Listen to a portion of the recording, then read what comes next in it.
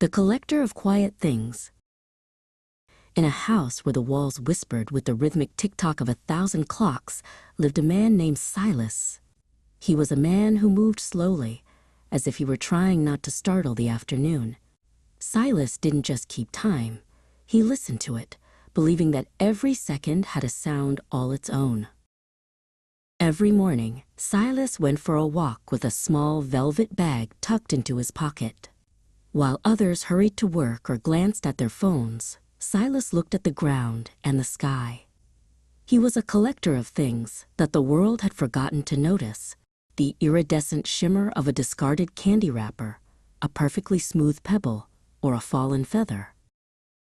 One Tuesday, near the fountain in the town square, Silas met a young girl named Alara. She was sitting on the edge of the stone basin, kicking her feet and looking quite bored with the sunshine. "What are you hunting for?" she asked, watching him inspect a crack in the pavement. Silas smiled and showed her a tiny piece of sea glass he had found in the gravel. "I am looking for the bits of magic that people drop when they are in too much of a hurry," he explained. Alara took his magnifying glass and looked at the glass. To her surprise, the tiny green shard looked like a mountain made of emeralds. Alara began to follow Silas on his walks. He took her to his workshop, a place filled with jars that seemed to capture the light of the moon. Silas showed her how he organized his treasures, not by size or shape, but by the way they made him feel. "This jar is for Sunday mornings," he said, pointing to a collection of dried lavender and silver thread. "But Silas," Alara said one day, "what do we do with all these quiet things?" Silas looked at his workbench, where a complicated arrangement of brass gears and wires sat waiting. "We build a reminder," he whispered. Together, they spent weeks connecting the gears to the feathers and the sea glass to the silver thread.